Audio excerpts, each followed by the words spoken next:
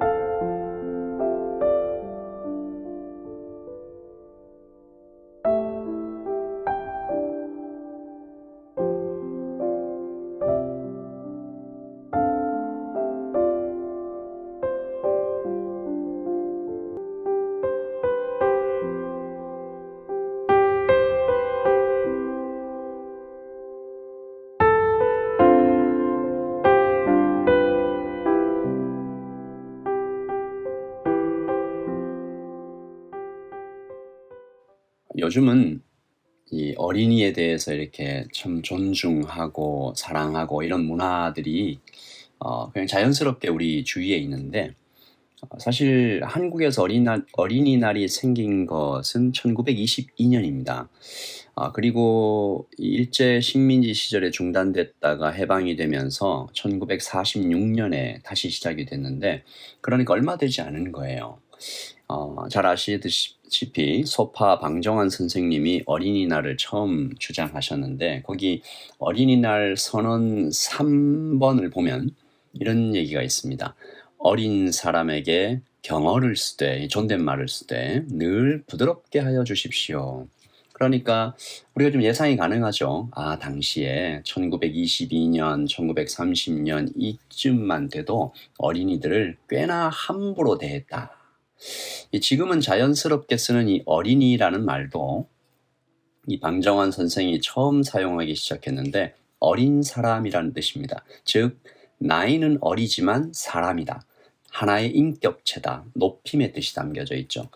그전에는 그냥 아헨 놈 이런 무시하고 종처럼 여기는 그런 말로 이렇게 막 불렀다라는 거죠.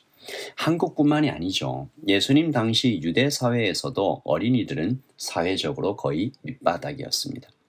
하나님께서 사람에게 심어두신 본능적인 부성애와 모성애, 엄마의 사랑, 아빠의 사랑을 제외하면 사회 전체가 아이를 보호하고 귀하게 여기는 이 컬처는 정말 찾아보기 힘들었습니다. 그냥 아이는 시끄럽고 힘도 없고 자녀를 생산하거나 애를 낳거나 돈을 벌거나 전쟁에 나가지 못하는 아직 쓸모없는 존재, 이게 그냥 어린이였어요.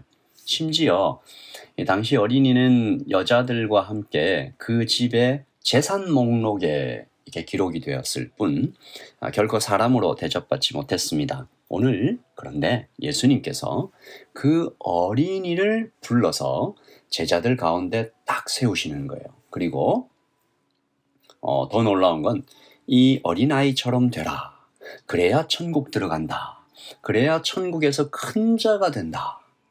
제자들이 깜짝 놀랐죠. 예수님의 이 행동은 제자들의 질문 때문에 시작된 건데 천국에선 누가 큽니까? 오늘 1절이죠. 그때에 제자들이 예수께 나와 이르되 천국에서는 누가 큽니까? 이 질문이 왜 나왔을까요? 이 배경을 좀 살펴보죠. 세 가지 사건이 있었습니다.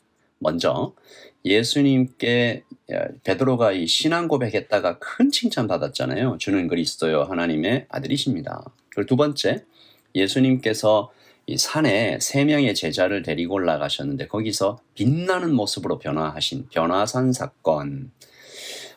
그리고 마지막 세 번째로 예수님께서 베드로에게 낚시해서 물고기 잡아와라. 그리고 그 물고기 입에서 동전 꺼내서 성전 세금으로 바쳐라. 그러니까 세 사건 모두 예수님이 하나님이시다, 메시아이시다, 이걸 드러내는 사건이었죠. 특별히 마지막 물고기 입에서 이렇게 동전 꺼내는 이 사건은 이런 의미가 있었습니다. 나는 하나님의 아들이니 세상 정부에 세금 내지 않는다. 하지만 여러 사람 오해를 막기 위해 이 세금을 이렇게 낸다. 이런 기적이었죠. 제자들이 이 일련의 세 가지 사건을 경험하면서 오해했어요. 예수님 하나님이시고 메시아시고 변화되고 그러니까 세상의 임금들을 쳐부수고 즉 로마를 끝장내고 예루살렘으로 들어가셔서 뉴 킹덤을 세우실 것이다. 그렇게 기대했죠. 그러면 문제가 뭡니까? 예수님께서 예루살렘에 들어가셔서 뉴 킹덤을 세우면 누가 예수님 바로 옆에서 국무총리하고 국방부 장관하고 프라임 미니스터하고 누가 더 높은 자리에 앉게 될까요? 방금 제가 세 가지 사건 얘기했는데 그 세 가지 사건에 누가 있었습니까? 모두 베드로가 있었고 그리고 2명의 제자가 살짝 함께 했죠. 그러니까 제자들 사이에서 이 다툼이 일어난 것입니다. 그래, 예수님께서도 베드로를 인정하셨지. 베드로를 인정하는 사람 그리고 아닌 사람, 베드로 좀 무식해가지고 이런 사람들. 그러니까 토론의 주제는 누가 크냐? 예수님이 왕 되시면 프라임 미니스터는 누가 되냐? 그 다음에 세크레터리는 누가 되냐? 국무총리는 누가 되냐? 이런 얘기들을 한 거죠. 흥미로운 것은 제자들이 이런 주제로 서로 심하게 다투고 있을 때 예수님이 지금 뭐하냐? 라고 하시니까 제자들이 입을 꾹 닫고 부끄러워했어요.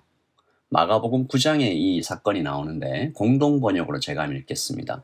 9장 33절 보시면 예수님께서 집에 들어가시자 제자들에게 길에서 무슨 일로 다투었느냐라고 물으셨다. 제자들은 길에서 누가 제일 높은 사람이냐 하는 문제로 서로 다투었기 때문에 아무 대답도 하지 못했다. 그들이 알았어요. 이런 행동은 부끄러운 것이다. 그래 놓고는 오늘 또 욕심을 포기하지 못하고 질문을 살짝 바꿔서 예수님께 물어본 겁니다. 예수님, 천국에서는 그러면 누가 큽니까? 이 참 교묘하죠. 예수님은 그런 제자들에게 속지 않으셨습니다. 그리고 너무나 예상치 못한 대답을 하신 거죠. 이 어린아이처럼 돼야 된다. 가장 낮은 자가 돼야 된다. 사람 대접도 못 받는 존재, 약하고 무능한 존재의 상징인 이 어린아이처럼 돼야, 그래야 천국에서 큰 자 된다. 천국의 가치는 세상과 다르다. 제자들이 얼마나 놀랐겠어요. 그리고 한 발 더 나가세요. 5절입니다. 또 누구든지 내 이름으로 이런 어린아이 하나를 영접하면 곧 나를 영접함이니 누구든지 나를 믿는 이 작은 자 중 하나를 실족하게 하면 차라리 연자 맷돌이 그 목에 달려서 깊은 바다에 빠뜨려지는 것이 나으니라. 어린아이처럼 되라 라는 말씀도 충격적인데 어린아이 같은 사람들을 또 돌보래요. 시험 들게 하지 말래요. 시험 들게 하면 그냥 깊은 바다에 빠지는 게 낫다. 예수님은 제자들에게 천국을 기대하며 천국을 살아가는 복음 가운데 예수님을 닮아가는 성도가 어떻게 살아가야 하는지 보여주고 계신 것입니다. 주님은 여기서 한 발 더 나가시죠. 8절입니다. 만일 내 손이나 내 발이 너를 범죄하게 하거든 찍어내버리라. 장애인이나 다리 저는 자로 영생에 들어가는 것이 두 손과 두 발을 가지고 영원한 불에 던져지는 것보다 낫다. 말씀은 물론 일반적인 범죄를 다 포함하지만 특별히 방금 어린아이를 시험 들게 하는 것, 약한 자들, 특별히 영적으로 그들을 학대하는 것, 이것에 대해서 강한 경고를 하신 것입니다. 영적으로 어린 사람들, 그리고 우리가 보기에 좀 낮은 사람들을 이렇게 학대하고 못살게 구는 것, 그 죄는 손과 발을 찍어내버려야 할 만큼 시리어스한 그런 크라임이다. 그런 심각한 죄다. 여러분, 제가 오늘 이 아침 기도의 제목을 복음의 온도계라고 지었습니다. 어린아이는 마치 온도계와 같아요. 어린아이를 어떻게 대하는지를 보면 그 사람, 그 교회, 그 사회, 그 국가의 수준을 알 수 있습니다. 교회도 마찬가지죠. 어린아이는 단지 나이가 어린 사람뿐만 아니라 약한 사람, 소외된 사람, 이런 사람을, 낮은 사람, 이런 사람을 상징하죠. 내일 말씀에서 좀 더 자세히 살펴보겠지만 이런 사람은 이렇게 한번 설명해 볼 수 있을 것 같아요. 나에게 아무 유익을 주지 못하는, 더 나아가 많은 노력을 들여서 돌봐야 되는, 땀과 눈물과 이 재정을 소모해야 하는 그런 사람을 내가, 우리 교회가, 우리 사회가 어떻게 대하느냐. 그것을 보면 그 교회와 그 개인과 그 사람이 어떻게 복음 안에서 살아가는지 그 온도를 측정할 수 있습니다. 여러분, 어떻게 그런 삶을 살아갈 수 있을까요? 어린아이를 정말 마음을 다해서 섬기는 그 비결은 뭘까요? 섬길 수 있는 비결. 그래서 예수님께 칭찬받는 비결이 뭘까요?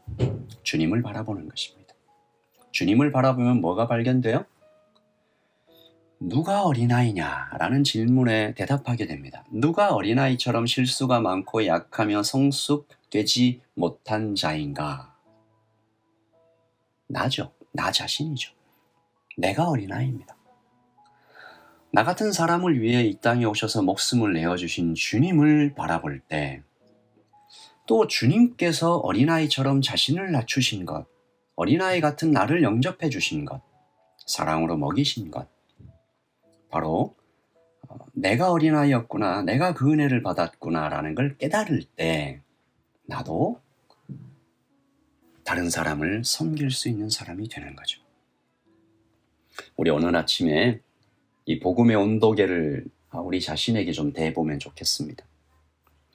나에게 아무 유익을 주지 못하는 어떤 사람, 더 나아가 많은 노력으로 돌봐야 되는 그를 내가 어떻게 대하는지, 우리 교회가 어떻게 대하는지, 그래서 우리 교회와 나는 이 복음의 온도계의 온도가 어디쯤 되는지, 그냥 아유 차가운지 아니면 따뜻한지 뜨거운지 주님께서 우리에게 보여주시기를. 그리고 그 온도가 올라갈 수 있는 비결은 하나밖에 없죠. 내가 어린아이인 것을 주님을 바라보며 깨닫고 그 주님의 사랑을 듬뿍 받는, 그 앞에 엎드리는 방법밖에 없습니다. 오늘 아침에 은혜를 깨닫게 해주십시오. 복음의 온도를 알게 해주십시오. 주님, 우리를 뜨겁게 해주십시오. 그렇게 기도하겠습니다. 주님 도와주세요. 내가 어린아이인 것을 알게 해주세요.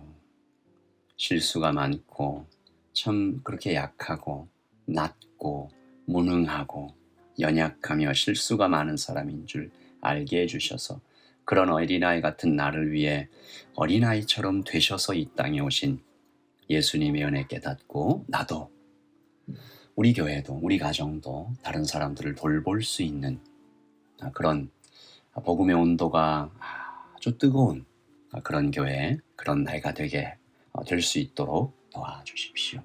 주님 감사합니다. 예수님의 이름으로 기도합니다. 기도합니다. 아멘.